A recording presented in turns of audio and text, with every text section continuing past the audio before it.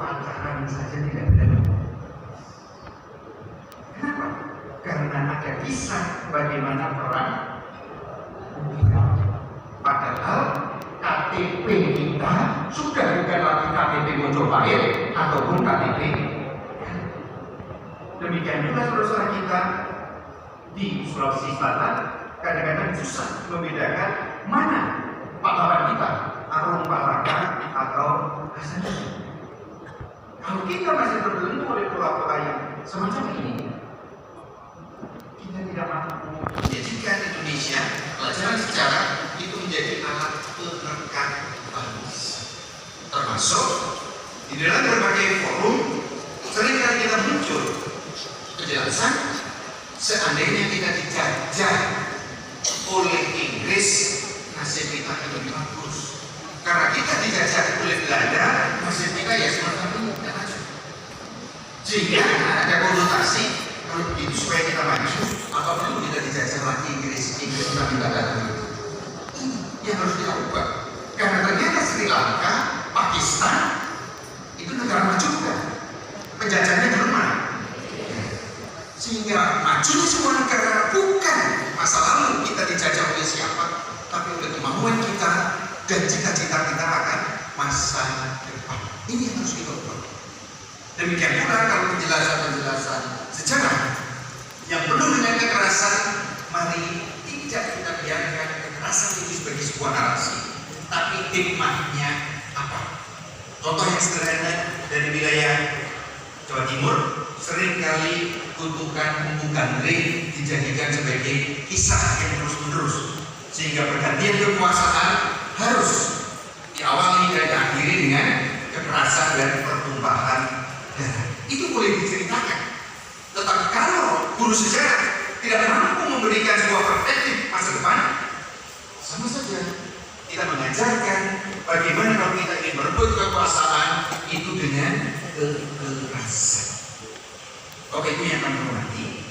Maksud saya adalah ketika kita membaca parabel, ketika kita membaca sejarah Singosari, kita tunjukkan kenapa dulu kerajaan Singosari pergantian kekuasaannya, demikian pula kerajaan-kerajaan yang lain itu penuh kekerasan. Ini harus kita jelaskan. Itulah resiko sebuah pemerintahan yang tidak didasarkan kepada sebuah sistem yang lain, sehingga kekuasaan identik dengan kekerasan. Nah, sekarang pertanyaan saya, Bapak Ibu guru, tahu nggak perjanjian Westphalia? Dan yang tahu saya kasih 200.000 udah Bapak. Ayo, masa guru sejarah nggak tahu? Westphalia, perjanjian Westphalia itu tentang apa? Ini Bapak Ibu yang gimana? Bapak Ibu yang saya hormati, Bapak Ibu harus paham. Artinya apa? Saya adalah orang nasionalis. Saya suka sejarah Indonesia, tapi sejarah Indonesia tidak akan mungkin dipahami tanpa konteks sejarah dunia. Bahkan Bung Karno di dalam pidato 1 Juni menjelaskan bahwa nasionalisme kita hanya bisa tumbuh dengan baik dalam taman sari internasionalisme, dan taman sari internasionalisme hanya bisa tumbuh baik kalau berakar dalam nasionalisme. Jadi perjanjian Westphalia itu adalah perjanjian sejarah yang sangat berperan di dalam pembentukan nation state tahun 1648, sehingga peperangan antara kepausan, antara Spanyol dengan Belanda itu semuanya berakhir. Kenapa? Karena dengan perjanjian Westphalia itu ada satu konsep yang dasar di dalam nation state, yaitu batas sebuah wilayah ditentukan secara administratif, sehingga tidak serta-merta ketika penguasa itu kuat wilayahnya langsung lebar. Ini Bapak Ibu harus paham, supaya apa? Ketika nanti menjelaskan kenapa bangsa kita termasuk Pancasila memilih nation state, itu bukan percobaan yang tiba-tiba tapi ada proses yang dipelajari oleh para pendiri bangsa. Sehingga dengan konsep Westphalia itu muncul negara modern yang memungkinkan sebuah negara tidak lagi didasarkan pada kekerasan, tetapi pada kesepakatan atau perjanjian. Bapak Ibu yang kami hormati, kalau kita sudah tahu Westphalia, nah kalau yang ini banget kalau kita tahu, Bapak Ibu pernah dengar enggak perjanjian Tordesillas? Kalau ini masih ada 100.000 kali yang tidak. Apa? Mau Bu, yang baca lah.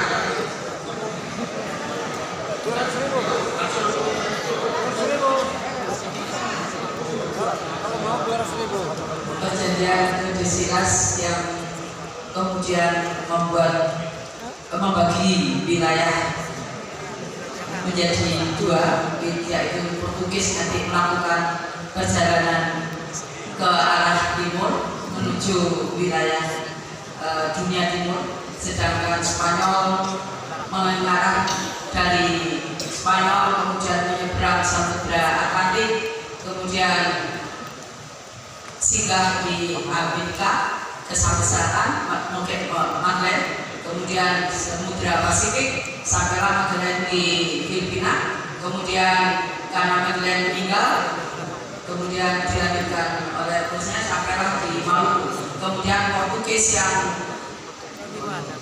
berangkat dari ke arah timur, yang Spanyol ke arah barat, kemudian bertemulah di Maluku. Mereka yang melanjutkan, kemudian disitulah akhirnya bumi menjadi dunia menjadi terbuka, bahwa saya membuktikan bahwa bumi ini bulat, tapi perjanjian Tordesillas itulah yang menentukan akhirnya terjadi penjelajahan samudera dan dimulainya penjajahan dunia. Terima kasih.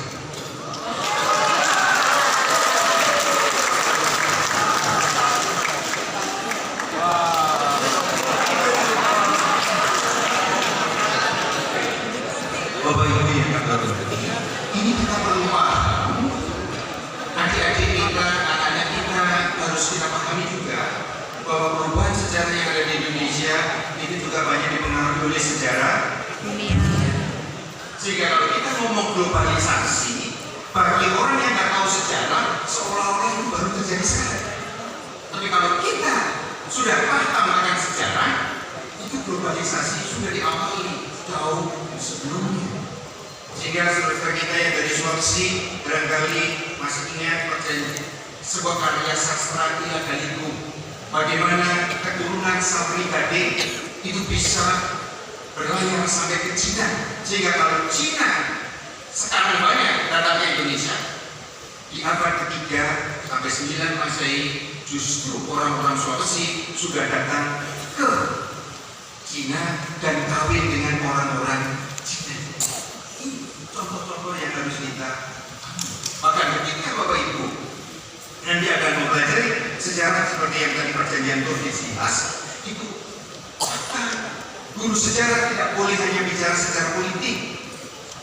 Karena kalau Bapak Ibu mempelajari tentang konsep Ptolemeus, yaitu geosentris, bahwa seolah-olah bumi ini datar, maka ternyata bumi ini tidak datar, dibuktikan oleh fakta sejarah. Demikian pula Bapak Ibu, coba ketika Sriwijaya menjadi kerajaan besar, orang-orang Cina itu sebelum ke Nalanda belajar dulu di Sriwijaya.